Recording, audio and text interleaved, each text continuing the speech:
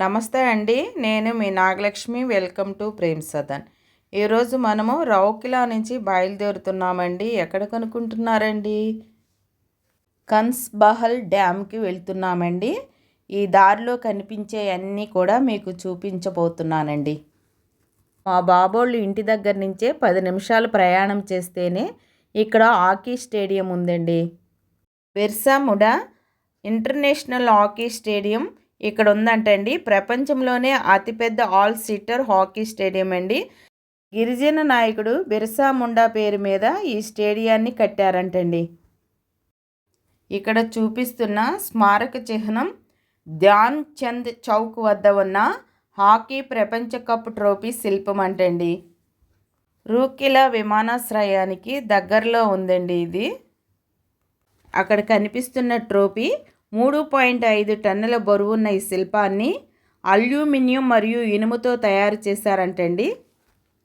2023 పురుషులు FIH hockey ప్రపంచ కప్కు ఆతిథ్యం ఇచ్చిన ఈ నగరానికి దీన్ని ఒక కొత్త మైలురాయిగా ఏర్పాటు చేశారంటండి. చూడటానికి చాలా అందమైన ప్రదేశంగా ఉందండి. దీని చుట్టూ ఉన్న లైట్లు చాలా బాగున్నాయండి. ఇక్కడ పచ్చిక గల బయళ్ళుగా అంతా పచ్చగా ఉందన్నమాట.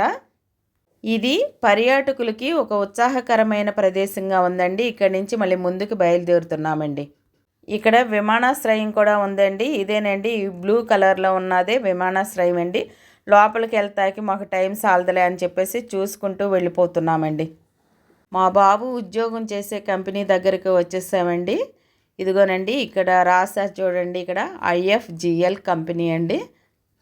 ఇదిగోనండి దీని చుట్టూ ఒకసారి ఇలా చూసుకుంటూ వెళ్ళిపోదామండి. ఇదిగోనండి ఈ రోడ్లన్నీ కూడా వానలు పడేటప్పటికి కొద్దిగా లారీలు అవన్నీ తిరుగుతాయి కదండి. రోడ్లన్నీ కొద్దిగా గతుకులుగా ఉన్నాయండి. ఇది మెయిన్ బ్రాంచ్ అండి.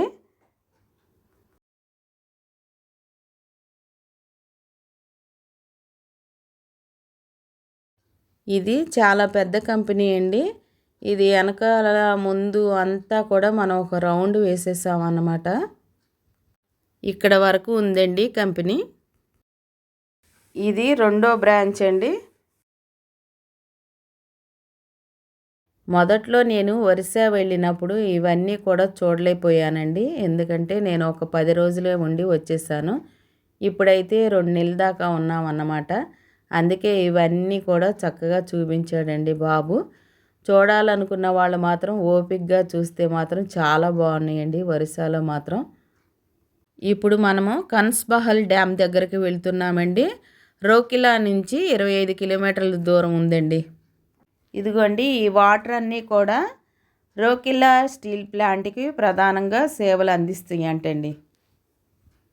ఈ డ్యామ్ అంతగా తెలియకపోయినప్పటికీ కూడా అటవీ ప్రాంతంలో ఉందండి. దీన్ని తెలుసుకుని వెళ్తే మాత్రం చాలా బాగుందండి. ఈ డ్యాము చక్కగా పుష్కలమైన వాటర్ ఉందండి. ఈ డ్యామ్ నిండా కూడా చూసారండి ఎంత నిండుగా ఉన్నాయో వాటర్.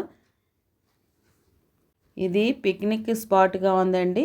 వాటర్ దగ్గరికి వెళ్తున్నాం కదండి, కొద్దిగా జాగ్రత్తగా ఉంటే మనకే మంచిదండి. శంకు నది వేదవ్యాసుడి వద్ద దిగువన కోయల్ నదితో విలీనమై ఒడిశాలోని ప్రసిద్ధ బ్రాహ్మణ నదికి జన్మనిస్తుంది. మహాభారత ఇతిహాసాన్ని రచించడానికి ముందు ప్రఖ్యాత ఋషి వేదవ్యాసుడు ఈ నది పక్కన ఉన్న గృహల్లో మరియు అటవీ ప్రాంతంలో నివసించేవారని నమ్ముతారండి. ఇక్కడ కొద్దిగా రోడ్డు డ్యామేజ్ అయిందండి. అందుకే వెహికల్స్ని అలౌ చేయట్లేదండి. ఇక్కడ వరకే వెహికల్స్ అన్నీ ఆపేశారండి. ఇక్కడుండే మనం అన్నీ చూడొచ్చండి. ఇప్పుడు మనం గేట్లు ఎత్తే ప్లేస్ కాడికి వచ్చామండి. కానీ ఇప్పుడైతే గేట్లు ఎత్తలేదండి. ఇదిగోనండి ఈ గేట్లు లోపల చూసారండి నీళ్ళు ఎంత నిండుగా ఉన్నాయో. ఇవన్నీ గేట్లు అండి. ఇవి ఎత్తినప్పుడు కిందకి వెళ్తాయి అన్నమాట. ఇది చాలా బాగుందండి అసలు. ఈ కిందకు కూడా ఈ మెట్లు ఉన్నాయండి. ఈ మెట్లు అంపడ దిగి చూసేవాళ్ళు దిగి వెళ్ళి చూస్తున్నారండి. మేమైతే వెళ్ళలేదు. ఈ డ్యామ్ పైనే ఉండి ఇవన్నీ కూడా ఇలా చూస్తున్నాం అనమాట. ఇటు పక్కనంతా పచ్చగా ఉందండి. ఇలా డ్యామ్ ఉంది. ఈ డ్యామ్కి యువతలోనూ వాటర్ ఉన్నాయండి. మళ్ళీ మేము రిటర్న్ అయిపోయామండి. తిరిగి వచ్చేస్తున్నామండి. ఇదిగో మేము వేస్తూ ఉండగా ఇక్కడ ఒక అపార్ట్మెంట్ ఉందండి. ఈ అపార్ట్మెంట్ ఇక్కడ నుంచి స్టార్ట్ అయిందండి. ఇదిగో చూడండి ఎంత పెద్ద అపార్ట్మెంటో. ఈ ప్లాట్లన్నీ కూడా చక్కగా భలే బాగున్నాయండి. ఇవన్నీ చూసుకుంటూ వెళ్తున్నాం.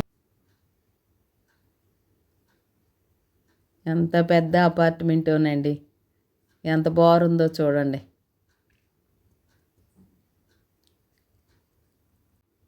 దీని పక్కనే పీవీఆర్ కూడా ఉందండి. ఇదిగో ఇక్కడేనండి పీవీఆర్. వరిసాల ఉన్న పీవీఆర్ దగ్గరికి వచ్చేసాం అన్నమాట.